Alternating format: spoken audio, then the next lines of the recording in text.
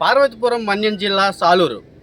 ఒకప్పుడు సాలూరు లారీలంటే విజయవాడని కూడా మించి చెప్పుకునేవారు. కానీ ఇప్పుడు లారీ ఓనర్స్ లారీ పరిస్థితి చాలా దారుణంగా తయారైంది. లారీ నడిపే పరిస్థితి కూడా లేదంటున్నారు. మా అధిక ట్యాక్సులు గవర్నమెంట్ వసూలు చేయడం వల్ల మేము కట్టలేకపోతామని, సుమారు సంవత్సరానికి 1,50,000 వరకు ట్యాక్సులు కడుతున్నామని, బండి నడిచే పరిస్థితి కూడా లేదని.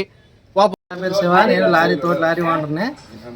మాది ఇప్పుడు లారీ పరిశ్రమ బాగా దీన పరిస్థితిలో ఉంది.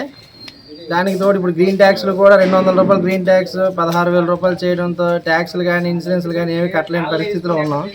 1,50,000 2 లక్షల వరకు కూడా నేను సంవత్సరం అయితే కడుతున్నాం. ఈ 3 నెలల నుంచి అయితే మా పరిస్థితి మరీ దారుణంగా ఉంది. మాకైతే లారీ పరిశ్రమ నడిపే పరిస్థితిలో మేము లేము.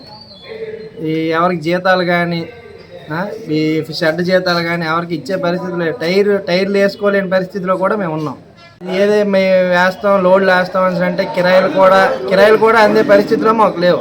కిరాయిల గురించి అడిగితే తిరిగి మాతో ఇంకా పార్టీలు తగువు. కిరాయిలు మాకు అందట్లేదు.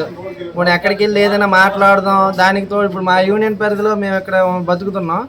ఎక్కడి నుంచో బయట నుంచి వచ్చిన బళ్ళు కూడా ఏంటంటే ఆ సగం రేట్లకి వాళ్ళు రిటర్న్ వచ్చిన బళ్ళు కూడా సగం రేట్లకి వేసుకెళ్ళిపోతున్నారు. పోనీ ఏదైనా పార్టీలకి వెళ్ళి మాట్లాడదాం అంటే తిరిగి వాళ్ళు పోలీస్ స్టేషన్ కంప్లైంట్ అని తిరిగి మాతో తగువులు ఆడుతున్నారు. స్థాపించారండి. ఇది అంచులంచుల అలాగా ఇప్పుడు 3,500 లారీలు ఈరోజు సాలూరు పరిశ్రమ విజయవాడ తర్వాత సెకండ్ ప్లేస్లో మనకు ఉందండి సాలూరు.